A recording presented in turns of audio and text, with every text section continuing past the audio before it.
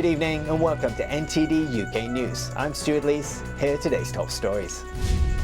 Ahead of the vote on the government's tax rise, MPs challenged the Prime Minister over his £12 billion health and care plans. France looks for justice as the trial of ISIS terrorists who killed 130 people 6 years ago in Paris begins. And Austria plans to impose restrictions only on unvaccinated people as COVID-19 cases rise. Its chancellor calls it a pandemic of the unvaccinated.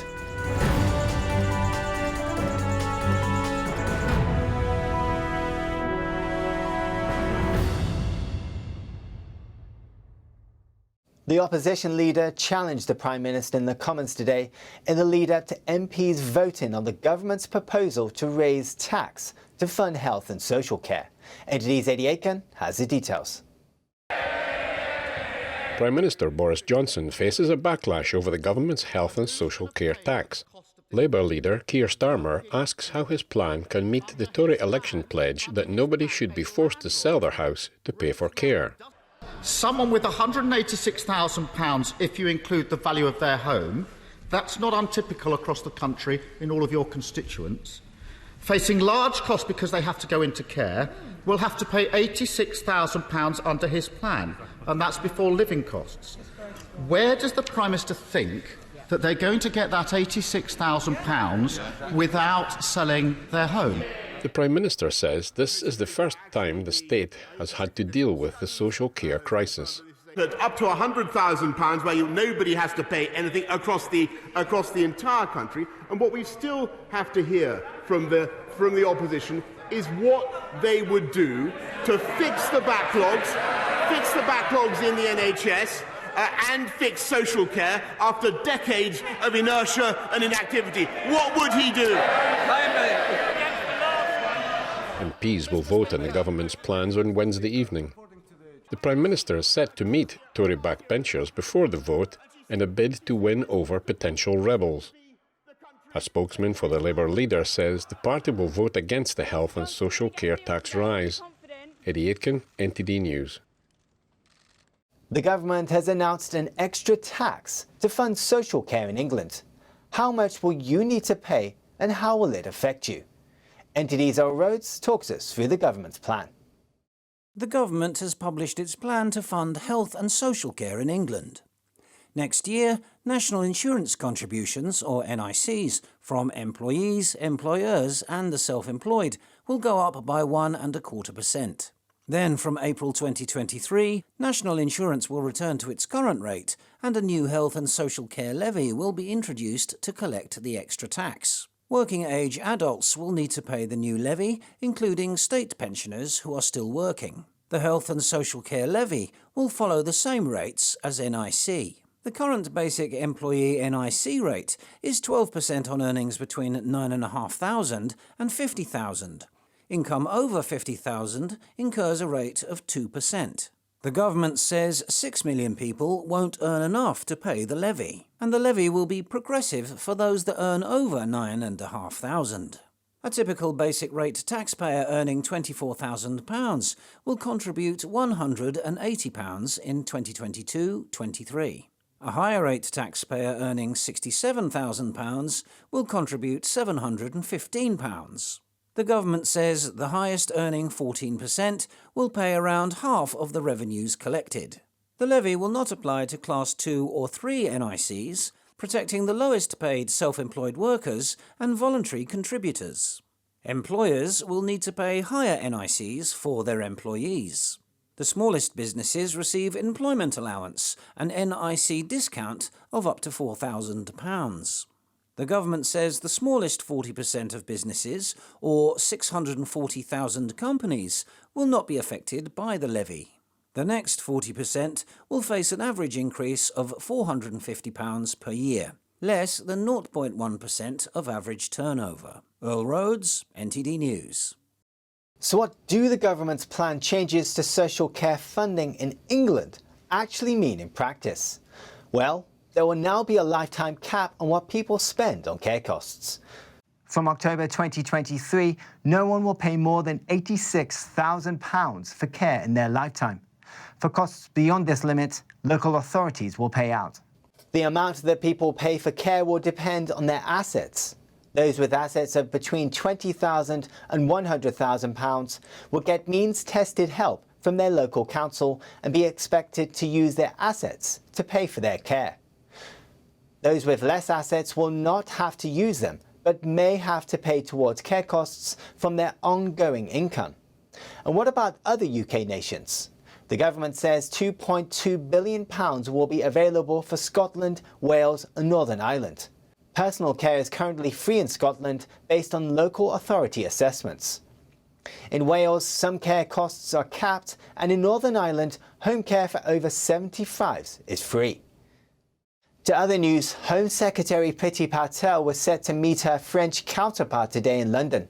This comes as the UK presses France to stop the surge of migrants risking to cross the English Channel in small boats. We depend to a large extent on what the French are doing, but clearly as time goes on and this problem continues, we are going to have to make sure that we use every possible tactic at our disposal to stop what I think is a vile trade and a manipulation of people's hopes. Thousands of migrants have landed on beaches in southeast England in recent days of calm, summery weather. The Home Office said 785 migrants arrived on Monday alone. Witnesses on Tuesday saw two boats arrive in the headland of Dungeness in Kent, southeast England, with two small children, but the vast majority of the migrants are men. A trial begins today for suspects of France's worst post-World War II atrocity. 130 people died in a series of ISIS attacks in the French capital 6 years ago. NTD's France correspondent David Vivez brings us this report from Paris. More than 1,000 policemen are deployed around Paris Palais de Justice for what will likely be an historic trial. Suspects in the 2015 Paris strike will be judged over 145 days. A judiciary marathon, the Minister of Justice said. November 13th, 2015 plunged all of France into horror. There was a before and an after.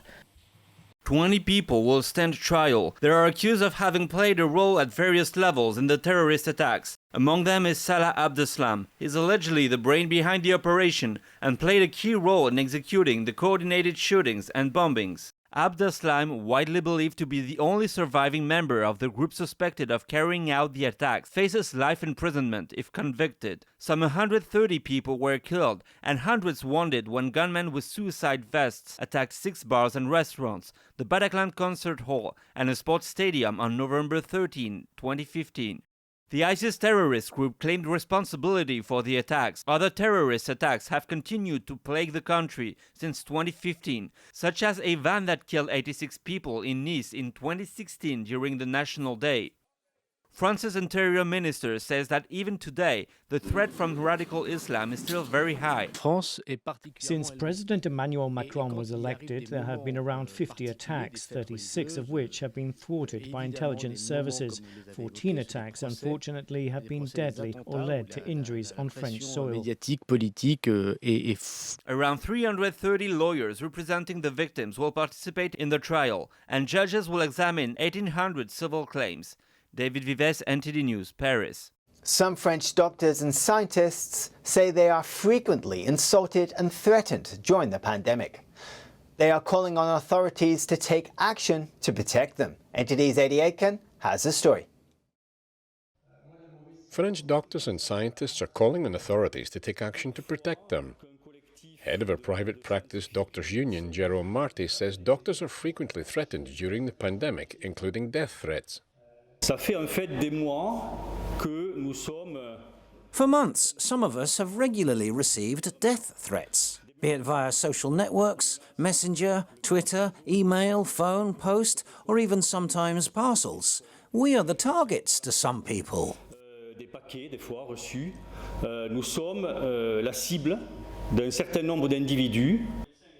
Marty shows screenshots of threats he received on social media. He says some doctors now have bodyguards. He says he fears someone from the world of conspiracy theories will take action against medical professionals. We don't fear for our own lives or our own physical integrity. But some people don't have the chance to go public on camera. Karine Lancôme is head of infectious diseases at St. Antoine's Hospital in Paris. She was once a regular on news shows. She says she received a note saying someone had been following her for a while. And it is also up to the politicians to take a stance at some stage and not believe that freedom of speech, which of course must be protected in France, means accepting that there may be some verbal and physical violence.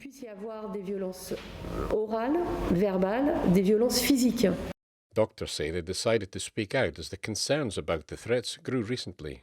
Eddie Aitken, NTD News.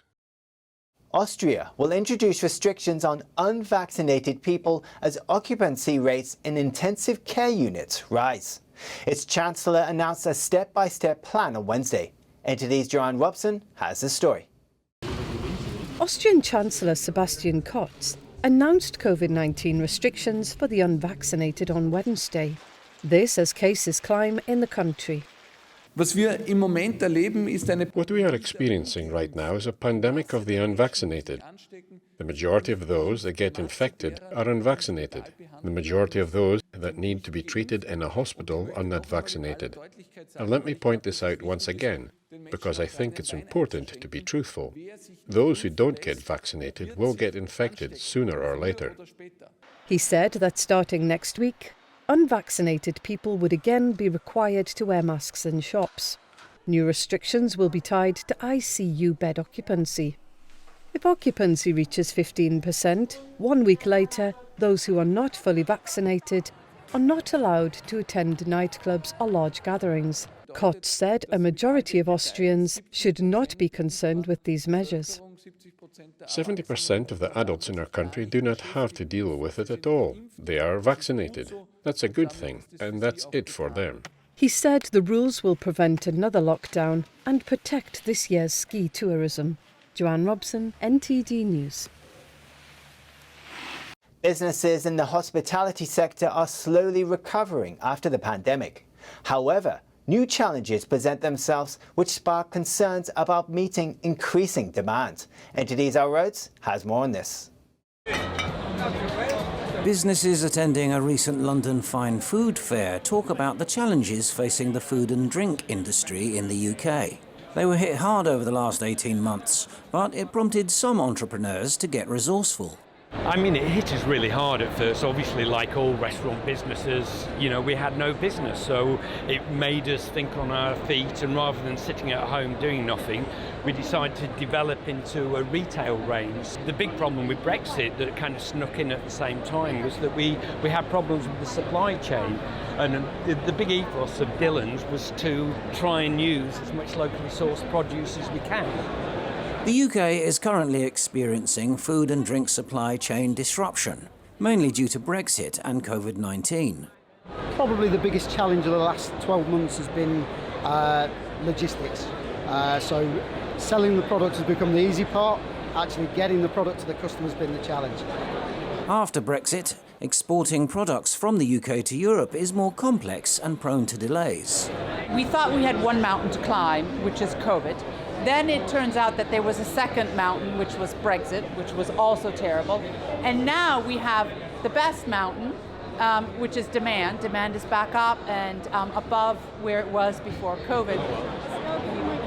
Devon Distillery is also experiencing challenges from Brexit and labour shortages. Importing bottles for their products is particularly tough. So Brexit, importing things, so our bottles, and we get through quite a lot of bottles as a distillery, that's one of the things that's really been difficult for us.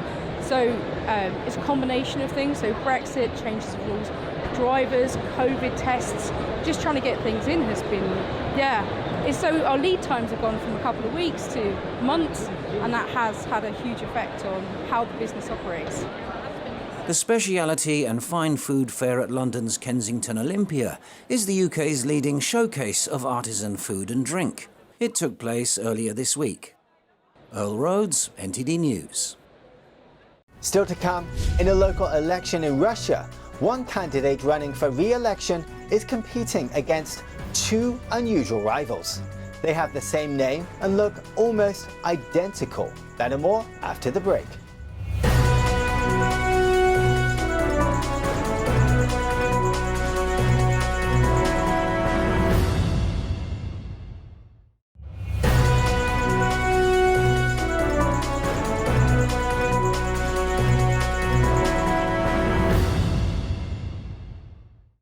candidate for St. Petersburg's Legislative Assembly accuses authorities of fielding 2 lookalikes against him to confuse voters.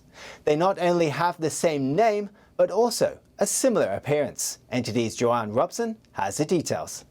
Veteran opposition politician Boris Wisniewski was gearing up to run in elections this month for St. Petersburg's Legislative Assembly. Then he learned that 2 of his opponents would not only have the same name as him, but even the same facial hair. He accuses authorities of fielding spoiler candidates to confuse his voters and reduce his vote haul.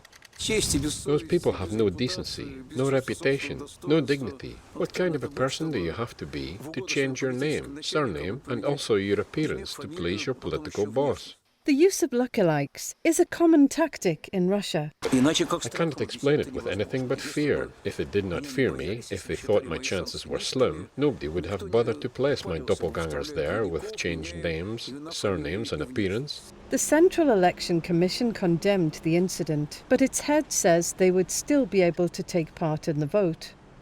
I understand that the law is soft and it allows this manipulation. Unfortunately, they acted shrewdly too. They did their homework too, our political technologists. The commission rejected a complaint by Wisniewski, demanding that his rivals get their previous names on the ballot. It said the 3 candidates could be distinguished by their different middle names. At each election for many years now, we say that these were the dirtiest and the most dishonest elections ever. And then at the next ones, we repeat the same phrase. Opposition candidates, independent media outlets and human rights activists have been facing increasing government pressure in the run-up to Russian parliamentary elections this month. President Vladimir Putin's United Russia Party is expected to win despite a slump in ratings. Joanne Robson, NTD News. French police on Tuesday caught 3 suspected armed robbers as they made their getaway from a £9 million jewellery heist at a Bulgari store in Paris. Lucy Fielder reports. 3 armed robbers in sharp suits struck a Bulgari store in Paris on Tuesday, making off with jewellery worth nearly $12 million. It was on the Place Vendôme, considered the heart of French luxury. Police said they struck just before noon and were dressed up to pass as customers. They held up employees and customers with large guns. The thieves fled in a car, which they were forced to abandon as police shot at them. 2 were arrested, 1 after being shot in the leg. Jewellery stores in Paris have suffered a spate of armed robberies in recent months, but police said the scale and risk of the heist was unusual. Unfortunately, this is not the first time this has happened on the Place Vendôme. As for using large guns and getting away in such a risky manner, however, I wouldn't say it's rare, but it happens very rarely. 4 accomplices took flight on scooters. The thieves had to abandon some of their loot as they made their getaway. Bulgari, which is owned by luxury goods conglomerate LVMH, said none of their staff were hurt during the heist. Now to northwest Spain, where local authorities say a wildfire that burned through 2,500 acres of forest was started deliberately. Here's NTD's Joanne Robson with the details. A wildfire in Spain's northwest that burned through 2,500 acres of forest was started deliberately. That's according to a local official on Monday. The blaze near the small town of Ribas de Sil in the Galicia region began on Monday afternoon. It sent huge plumes of smoke high into the air, blocking local roads and train lines. Authorities have alerted residents of a nearby village, which could be in the path of the blaze, but said no houses are at risk for now. We are here.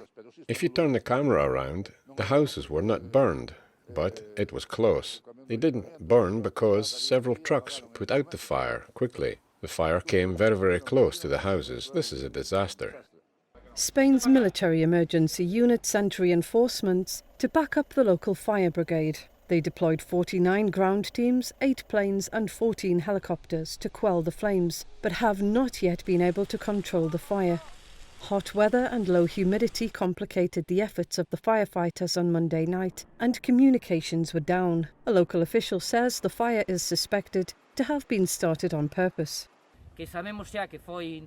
We already know that the fire was intentional. It was started in weather conditions that the person who started the fire knew perfectly well could cause a lot of damage. And what we always say, although we have all the means in the world, now the seaplanes are unloading, helicopters are working, many agent, forest firefighters, emergency workers and police.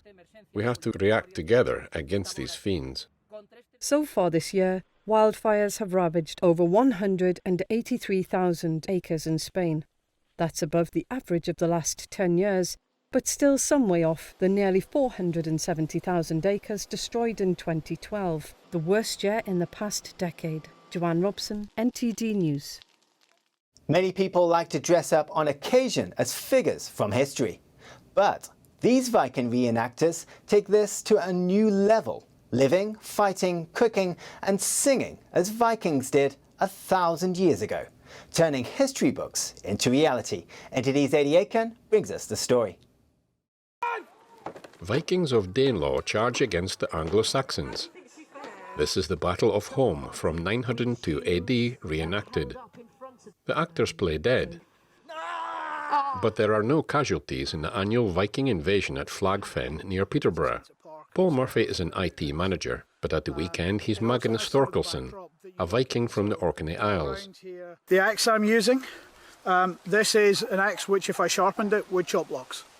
So it has the same weight, same steel construction. The edge is 3mm thick. So it's not going to cut somebody, but if you imagine if I hit you with this now, at the very least you'd be in hospital for a long time. But this could kill if you got it wrong. Murphy has been reenacting Viking scenes since university. He's had bruises and broken bones, but insists the combat games are safe if everybody is trained. The Vikings don't always get the best PR. Their association with murder and pillage is deeply ingrained in the public imagination. But there is much more to these seafaring people than battles. John Davidson demonstrates his skill with heat and hammer as he creates steel arrowheads. His portable forge can heat metal to over 2,000 degrees. People like the gung-ho fighting and the pillaging and all the things that the Vikings were renowned for.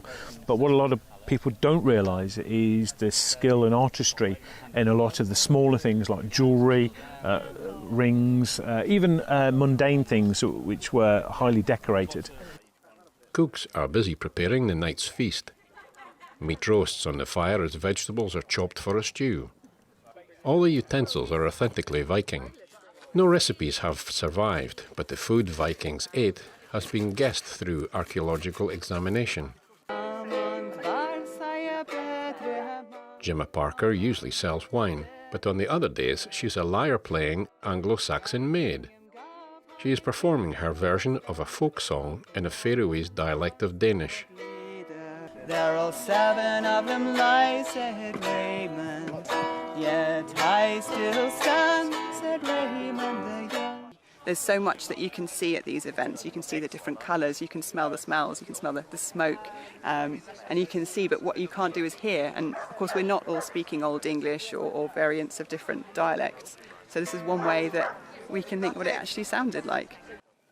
Flagfen is one of the UK's most important Bronze Age sites, dating back 3,500 years. The latest Viking invasion to take place here was over last weekend. Eddie Aiken, NTD News. In Belgium, one of the most scenic bike paths in the world cuts through a lake so that the cyclist rides below water level. Here's NTD's All Roads with the story. Drone footage shows a cyclist crossing a lake on a ride at dawn last week.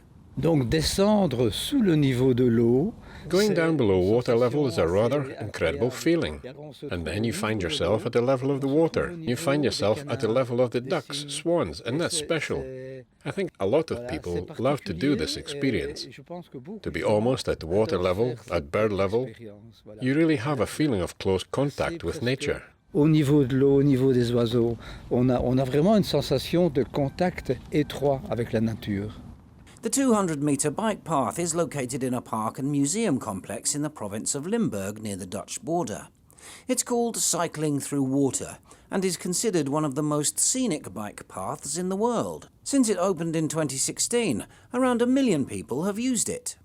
Limburg has over 1,200 miles of paved paths as part of its cycling network. These paths are largely car-free. Another stunning bike trail in the province is called Cycling Through the Trees, featuring an elevated circular path through a forest. Earl Rhodes, NTD News. That's the news for today, and thanks for tuning in. I'm Stuart Lees.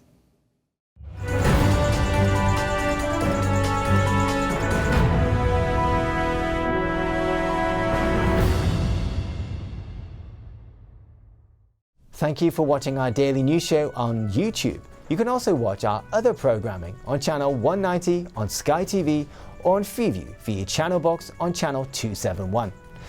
In the meantime though, please give this video a like and hit subscribe to our channel. Have a good day.